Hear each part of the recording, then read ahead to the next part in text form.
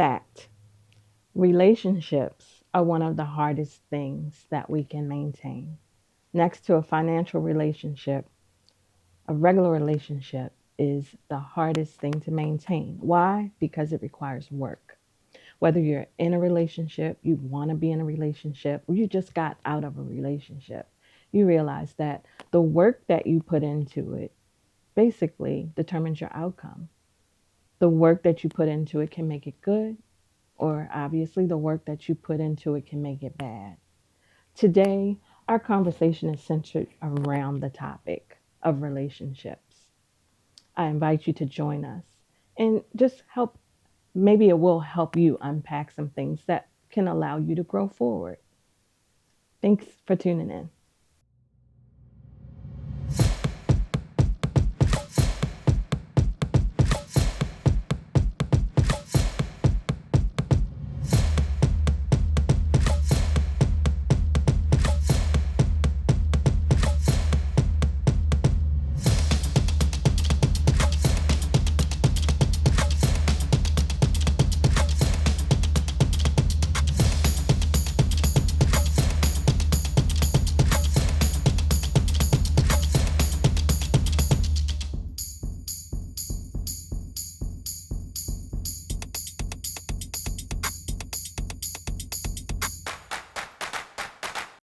Welcome back to Hidden Parts, the podcast. I'm your host, Sean Monet, and today we are going to have a conversation for the books. We're going to be discussing us, relationships, sex, love, intimacy, putting in the work to have all of those. It's going to be deep, so buckle up. Our guest today is Raffi Bilek. He is titled The Relationship Fixer. He's an awesome man who is just excited to help us get through the complexities of life and make sure that we nurture ourselves and our relationships at the same time. Welcome, Raffi. Thank you. That was quite an introduction. Yes, I am passionate about relationships and helping people get on track with that. Yes, it's a big deal. So why don't you give yourself a formal introduction because I didn't do a great job. Sure. I run a group practice called the Baltimore Therapy Center where we see all kinds of clients. We do a lot of relationship work.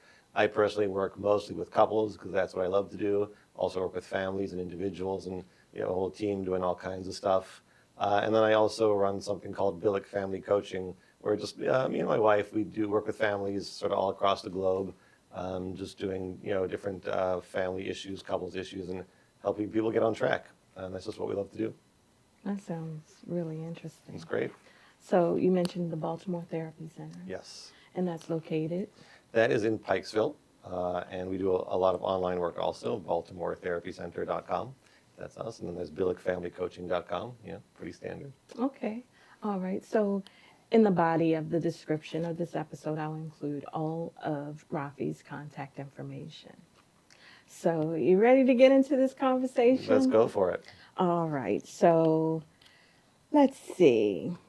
I wrote them down because this is going to be... It's important to remember. Let's start off by defining a healthy relationship.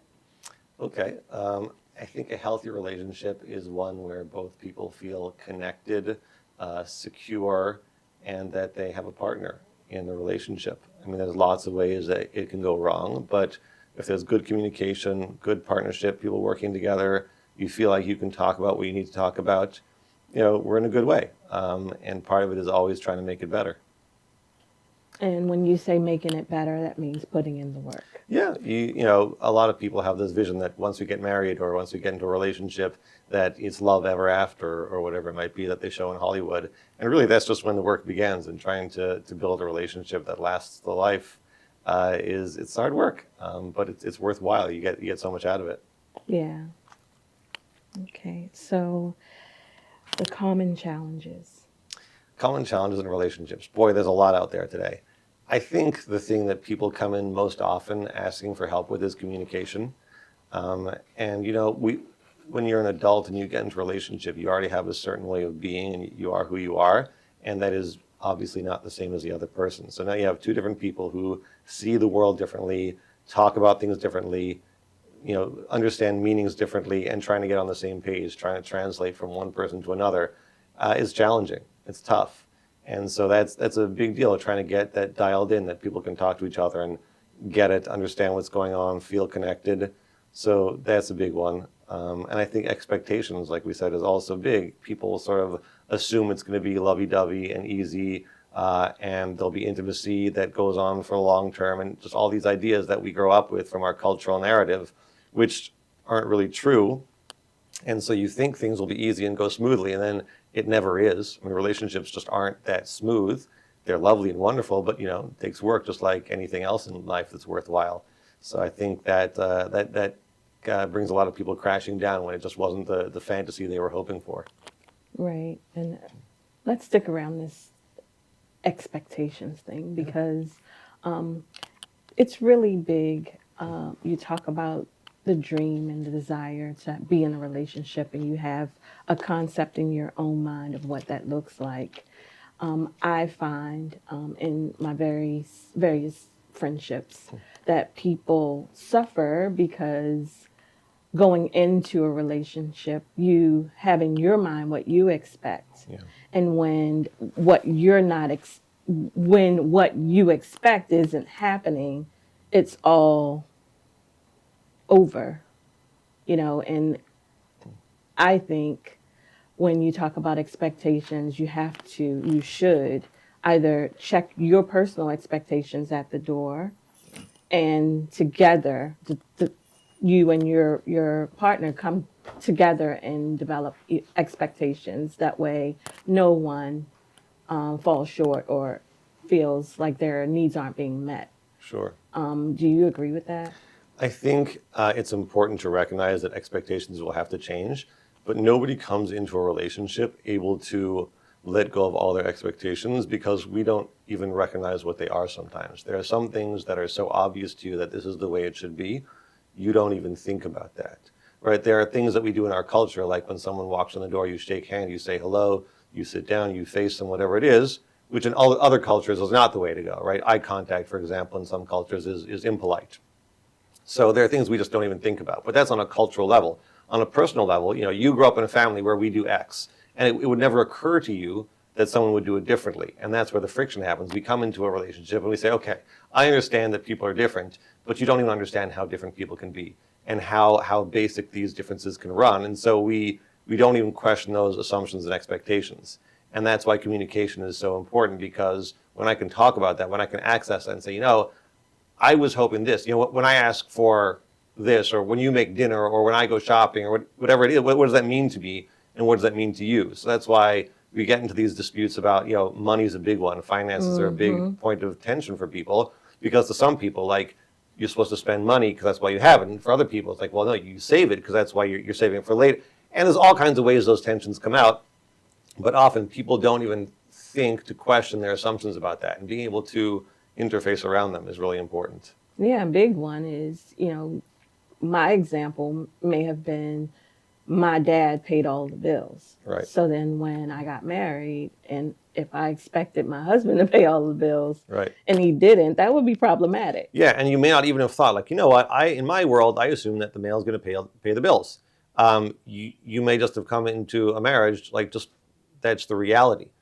Like for example, you probably assume that there was going to be fidelity in your relationship, but, right? But many people, like, okay, I mean, maybe yes, maybe no. But there's the growth of other forms of relationships these days, and your assumption, you probably didn't say when you got into a relationship with your husband, like, by the way, these are the boundaries of the relationship, right? Like, no being with other women, et cetera, et cetera. Like, it's just not a conversation you necessarily have. Whereas some people assume that, like, this is okay or that's okay. Again, in other cultures, there are expectations that people will go outside their marriage, and this is kind of tolerated. In American culture, it's kind of shifting, but still there's the sense that, like, you don't do that. You said shifting. It better not. Right. Look, I think for a lot of people, there's still an expectation that there's going to be fidelity in the marriage, but there are open marriages coming down. There's polyamory and things that are, there's a whole growing culture of that. And I'm not weighing in on whether it's right or wrong. I'm just, there's more of that coming out. Well, it's my show and I'm weighing in on it. So we talk about marriages. What about the single and dating, or just single?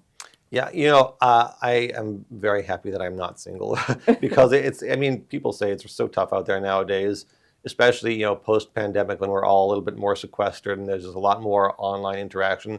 You have the dating apps, they're fine, they work nicely, but it's different from meeting someone in the fruit store, And so I think there is a challenge nowadays of meeting people in a way that works and that's organic and, knowing them well and knowing what happens behind the scenes. It's a challenging scene out there.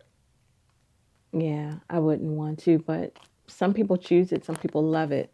Um, To each his own. yeah, right. So the role of communication is really big. Um, we talked about expectations, but communicating from like the smallest to the biggest detail is important Yeah. and oftentimes overlooked.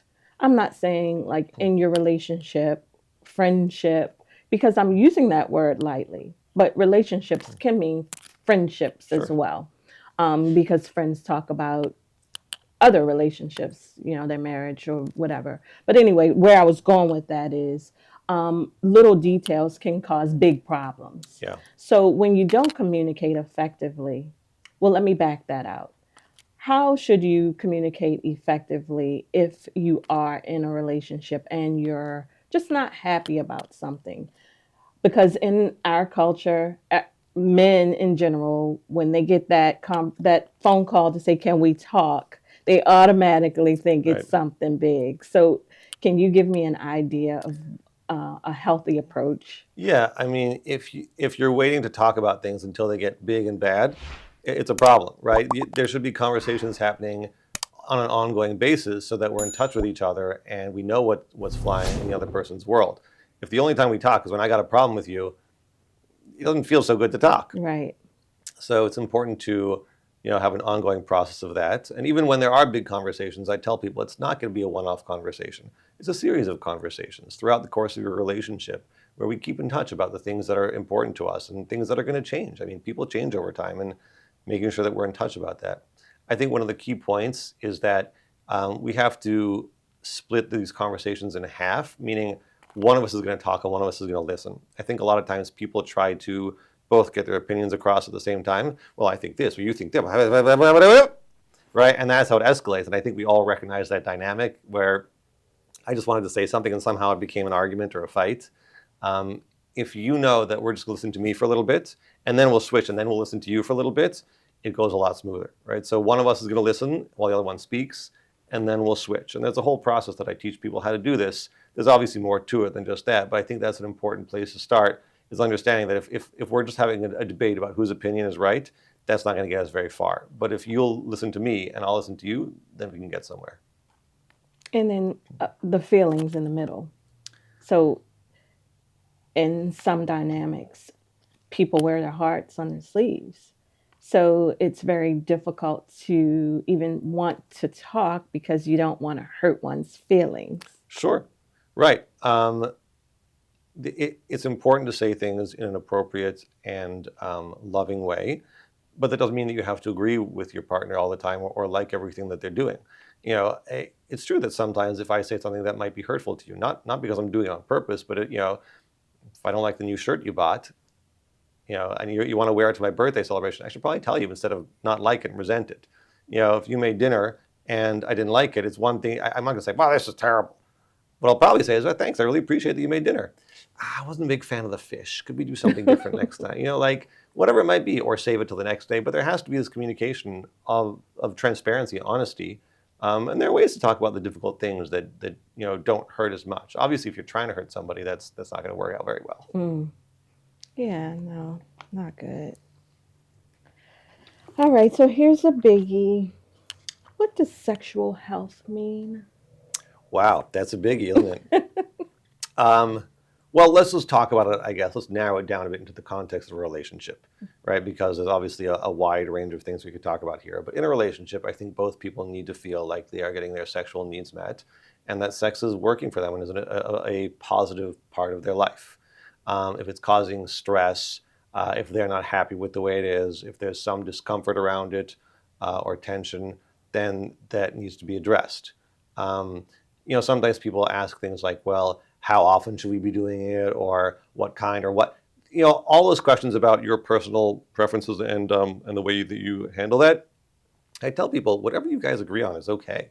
If you guys want to do it like once a year and you're both fine with that, like, hey, cool, that's your thing. And if you want to be doing it several times a day and you're both happy with that, great. The problem obviously is where you got a once a year person with a several times a day person. That's a little challenging. Again, there are conversations to be had about that. Usually the differences are not so drastic, but yeah, there are people with different levels. Again, every two people are different. And people have different, likes and needs in terms of frequency and variety and whatever else there is. It's a conversation, it's communication and working through that. And again, there's no one conversation that's going to solve it. Like we'll flip a coin and okay, it's going to be 3 times a week. It's not how it works. It's going to be an ongoing set of conversations because you will always want less and you will always want more. And how are we going to bridge that divide over time? And let's just stay in tune with the communication and conversation. Okay, well, let's stay in tune with the communication and conversation. And let's talk about self care. And I mean that in two ways. Right. So, in the general sense, obviously, you got to be all right with yourself, right? If you are stressed, struggling, angry, having trouble, then yeah, you have to make sure you're taking care of yourself, whether it's, getting therapy or coaching or counseling, or whether just the usual things people need to keep up with. Enough sleep, healthy eating, a little bit of exercise. If you're a mess and you're spending a couple hours every night on Facebook or on YouTube or something and not getting enough sleep, that's a good place to start to make sure that you are taking care of yourself and making sure that you are the person that you need to be and you have the resources internally to be that person that you want to be. And so the other aspect you were talking about, we were sort of talking Self before. care, self pleasure. Right, sexually. Right. So again, whatever sexual behaviors people are comfortable with, I as a social worker have no place to tell them yes, no, do, don't. Right. People come with all kinds of things that they like to do or don't like to do. People have their religious requirements or restrictions that they prefer. That's fine. Again, whatever two people agree on in their relationship is great. If that's going to be part of the relationship, sure, they should talk about it. I think there is a problem if someone is pleasuring themselves, is masturbating in a way that is secretive or somehow outside the boundaries of their relationship, right? If someone is using pornography and doing that and their partner is not happy with that, again, that's a conversation. That doesn't mean that it for sure has to stop. It doesn't mean that it's for sure okay. It means let's talk about that. So if that is something that they want to incorporate into the sexual health of their relationship, great. But again, not unilaterally. It's got to be communication about that. So, in your experience, in terms of sexual health, does body image play an important role or have an effect on that? Yeah, sure. I mean, again, it's sort of part of self-care is making sure you feel good about who you are as a person. And that might mean taking care of your body and making sure that you are not eating too many Cheetos every day and that you're sort of like getting bigger than you want. On the other hand, we're all probably going to be bigger than we want because the images that we're fed through the media are fairly unrealistic. And so being comfortable with your own self in order to feel comfortable in a sexual space is important. And it's a combination of both, of on one hand, taking care of yourself, eating healthy, sleeping, exercising. And on the other hand, accepting that we are the way we are. It's a balance because if you just go full on acceptance and you're eating Cheetos all day and you get to several hundred pounds, I'm beautiful as I am. Like it's true, everyone's beautiful in their own way, but you could also be doing a better job taking care of yourself so you feel good about yourself. So there's a balance. I think that when people can feel good and genuinely have a presentable appearance that they're proud of, that certainly helps them in their sexual area as well. Okay. So, I know this is off topic a bit, but it seems like everybody's going through this augmentation, and that's a different episode. But everybody wants a bigger butt, bigger boobs. I've always It's wanted a just. bigger butt for myself, let me tell you. I can never get big enough for myself. But it's the media. Right. You're absolutely right. You said fairly. I just think it's just all corrupt. It's That's not terrible. realistic at Right. all. The media. Everything has a filter, and people wear pounds of makeup.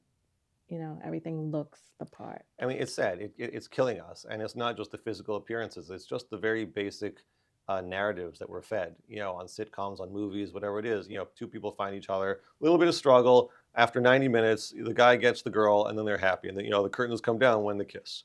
like that's just the beginning of the trouble, right? There's a lot of work that comes after that. Hmm. And so people think like, well, it's been, I'm in this marriage for a year or 2 years, whatever, and it's supposed to be great, but it's not. Like, I'm not feeling it anymore. But that's the reality. I mean, there's plenty of research that shows that after a maximum of 2 years, that initial honeymoon period declines, and then you're getting into the work of building a long-term companionate love, which is deeper, stronger, and more lasting than the huge passion that comes at the beginning. But we never see that on TV and the media. It's always the passionate and the fireworks, and that's just not where it's at for the long term. Hmm. It's great for when you're in college and going from one relationship to another, and then you want to spend, 50, 60 years with one person, and there's no guidance or imagery or anything about how to do that. It's really harsh, well beyond just, trying to look like the people on the screen. Yeah. So I bet you have a lot of that in your clinic where you have people that may say, "Oh, he never posts me on his social media," or how do I? They define their love by what the media exposes, Right. and that's so far off. Do you agree? Yeah, and they come in saying that they're bored in their relationship. They feel like roommates. Yeah, I love him, but I'm not in love. Like, yeah, but that's normal, right? It's normal not to feel those passionate feelings that we felt at the beginning, to be out there in everyone's faces with your relationship. It shifts over time, and that's normal and correct and fine, and just needs a shift in mindset and getting down to work on it instead of relying on these ecstatic feelings carrying us through. So you said something interesting. Can you put me I in a say thought? lots of interesting things, Sonia. Yes, that's right, because you're always right, Sure, it's Raffi. correct. So that saying, I've probably said it more times than not, unfortunately. I love you, but I'm not in love with you. Okay, so when someone says that, what thought space, would you recommend for them to go into to try and change that? I mean, there are many situations that comes up. What I was referring to is when someone is in a relationship and it was great and it was fun and euphoric at the beginning, and then a year or two, 5 years in, they're realizing this is not as exciting as it used to be. We don't go out as much. We're not having as much sex. It's just the excitement is gone, and that sort of translates into this again, this media-fed line of "I love them, but I'm not in love with them." That's sort of how we describe it. But the fact of the matter is just if in love means these feelings of ecstasy and excitement and passion, then that's the norm, right? It's not a long-term sustainable feeling to be always excited and always thinking about them. When you first meet somebody and you're attracted to them and you're both young and excited, like you're always thinking about them, you always want to see them, you always want to jump into bed. It's like it's very exciting. That's not sustainable. Nobody has long-term relationships that look like that. Maybe people think that that's how it's supposed to be because that's what we see in the movies. Hmm. That is not how it goes. And so if you find yourself saying like, wow, this is not as exciting as it used to be, like, great, you're in the right place. Now let's figure out how to build a relationship that is meaningful and long-lasting and deep and intimate rather than one that relies on excitement and passion. Not that you won't have excitement and passion sometimes. That's just not the way it always is. I mean, if you remember when you were a teenager and you had a crush on somebody, it's like, wow, it's great. It's like it takes up your entire brain. And it's exciting, it's thrilling. You have all these, fantasies about this incredible meeting. You go, okay, fine, that's great. We're not teenagers for our whole life. Nothing lasts without excitement for your whole life. This is true across the board, especially in relationships. Things are exciting at first, and then as human beings, we adapt to it. And there are other benefits you can get from a relationship besides that feeling of excitement and ecstasy that drives us into it in the first place. Hmm. Wow. Yeah, the courting phase is really awesome. Yeah, it's very exciting. Yep, nobody courts for 60 years. There are periods of that. Certainly, you try to keep romance alive and you go on date nights and things like that. But the day to day of any relationship, who took out the trash? Did you pay the bills? If there's kids involved, there's a lot of diapers. Like, there's a lot of boring stuff in the relationship. That's the reality. Nobody is thrilled changing the diaper and trying to run around to find where the kid left his blanket. But that's what life is. That's what you do for a lot of time. Hmm. And if you're expecting to have this thrilling relationship throughout that, you'll be disappointed. Which is why a lot of people are disappointed, because we have all these media showing us these images of people in the field, and the woman with her hair blowing and the man with his manly hat and riding on the horse. That's not how real life really works. No, that's perfection. Yeah. And it took them several shots to get that, and a lot of makeup and a couple computer filters as well. You're right. Absolutely right. Yep. And we need that drum. Ba-bum, bum. Yeah. Yeah. So, um, hmm, what's next for you? I understand that you're working on a book. Yeah, I'm working on a lot of things. So, we talked a lot about communication already. That's my big thing. I try to help people have these conversations. People come to me with their issues in the office. I don't have a solution to every problem that you have. You guys are unique. Your relationship is unique. The problem has never been had before. Some of them are common, but like it's a unique situation. I give people the tools to talk about these things in a way that leaves them feeling connected. So that's what I do, and I have a process that I use, which I'm trying to write out into a book where people can take it and run with it on their own. A book is never really a full replacement for a counselor, a coach, a therapist, but it's a great start. And for people who are in a fairly good place, this could definitely help. And people who need more help, it's a great place to start, and then get into professional help from there. Um, so hoping to get that published in the near future. Publishing is not my strength. I'm great at writing, but publishing is a whole another process. So working on that. Might go the self-publishing route. Might try to get a traditional publisher. It's a headache I'm working on. Yeah. Well, it's a good headache, and we need it. So I wish you Yeah, all it's the best with that. thank you. It's definitely And needed. as soon as it's out, I'm probably gonna run to you for a signed copy. I will be happy to sign it and sell multiple copies to anyone who wants. Awesome. That's right. That's the way to do it. So oftentimes, in each one of my episodes, I feel like encouragement is a big deal because people go through things and it's internal mostly. People aren't just blah, blah, blah. I got this going on, I got that. But I like for my guests to speak to my audience and encourage them. So, what I'd like to ask, if you wouldn't mind, just giving some words of encouragement. Everything is lovey lovey on TV, But but we actually fight a lot off camera. We're just pretending right now, right? yeah, we're just no. But seriously, there might be someone single on a breakup, um, couples that are just struggling. Yeah. Like, what good advice would you have to offer I guess, besides coming to see you? right, that's the most important thing. Um, I think that it's important for people to recognize that it is going to take work and that's not a problem, right? People sometimes think if it's not going well, if there's arguments, that something is wrong. No, the norm is that relationships take work. It takes work to find the right person, to stay with the right person. That's the norm. That's expected. That's okay. So if things are rough, don't give up. Make sure that you have some kind of process for making it better. I think that's what I try to give people is a process for fixing problems, not solutions, because I can only give finite solutions. But if you have a process to fix it yourself, you're in a good place. So make sure you have some way to deal with things. If there's no communication, there's no way to solve the issues in your relationship, yeah, get a book, find a professional, get working on that. Relationships can get better, even from the worst places, but it will take work. It's not going to happen by itself. So there's a quote that I really like. I didn't say it was going to be easy. I said it would be worth it. Mm. That's what it is. Relationships are fantastic. It's for a lot of people, certainly for me, it's the most meaningful thing in my life is my marriage, and it brings me a lot of joy. And it's not without work. Even today, I teach people what to do, and I still sometimes mess it up at home and start over and try again. And okay, it's work, and it's quite worth it. Rafi, it's holiday time, and there are singles out that really want to be in a relationship, but for whatever reason, they can't make it stick. That some people feel like they have to have a significant other to be whole, but they can't seem to make it stick. What do you say to that person? So first of all, if you feel like you can't be on your own, probably we need to figure out what's going on there to make sure that you feel good about yourself. Like your self-worth doesn't depend on you being in a relationship or having someone else to rely on. It's great, it's wonderful. Folks should get married and have long relationships that bring them joy. But that doesn't mean that you're not okay if you don't have that. If you don't love yourself, then it's very hard for someone else to love you, right? The verse says, love yourself as you love your fellow. It doesn't say, love your fellow only or love yourself when you have a fellow. If you're going to love other people, you got to love yourself first. So that's important.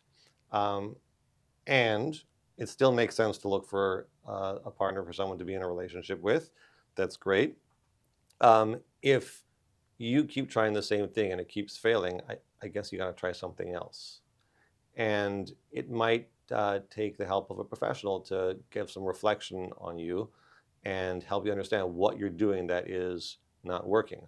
I mean, if you can do some self-reflection, that's great, and you can get a lot from that. But if you aren't figuring out, like, what is it that I'm doing, talk to somebody. Like, they can help you figure out ways in which you might be pushing people away, ways in which the way that you're interacting might be signaling something that you don't mean to.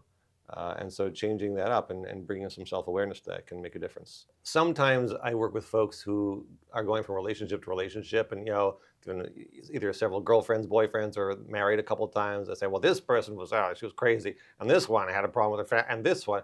I say to them, there's something in common in all these relationships. They go, what? I say, it's you.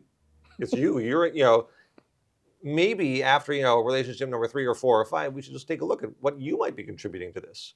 There's obviously a way to frame that it's not judgmental or blaming. I'm not judging people. We all bring our stuff to relationships, but for people to look at themselves and see, well, what are you contributing to this that may not be working so well? The other thing that I tell people sometimes when they're leaving a relationship, they think it's not working for them and the other person's a problem. I said, you can't divorce yourself, right? So even if you get divorced, you leave a marriage, you're going with you with whatever stuff you had. So it really pays to look at what you're bringing to this relationship. And that's sort of part of what I do in couples counseling, is making sure that we all look at everybody's contributions here. If you think it's the other person that's the problem. And it's not impossible. There are definitely relationships where one person is totally wrecking it. But often, both people contribute. Mm-hmm. And so if you're going to try to walk away from this and go to another marriage, you better check in with yourself, because you're coming with you.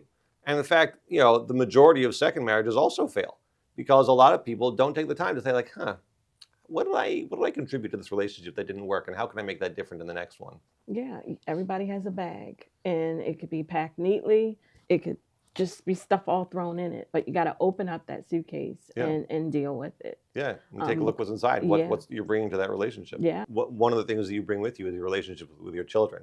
Blended marriages, blended families are so complicated. Of the clients that I work with, marriages can be complicated. Blended families, it's very, very difficult. It's possible. It takes a lot more work than a marriage without extra children. And how this is going to impact them. Again, not to say that divorce is always bad for children. Sometimes it's the right thing to do. But you just tread carefully, checking out what you're bringing to that and what's in your bag that you packed, because that's going to affect them. Yeah, and the whole divorce and children is a different episode. The whole topic in itself. Stay tuned. Yeah. I think just in terms of the marriage piece, possibly the best gift you can give your children around holiday time or any time is a good marriage. Mm-hmm. People often think that they have to focus on their kids and make sure the kids are okay. The number one priority should be the marriage, because a good marriage will do the best for your kids, better than anything else you can give them.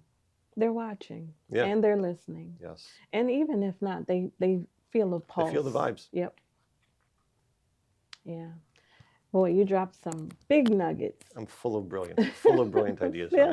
Full of brilliance. I like that. So will you come back and spend some time with me? Sure, absolutely.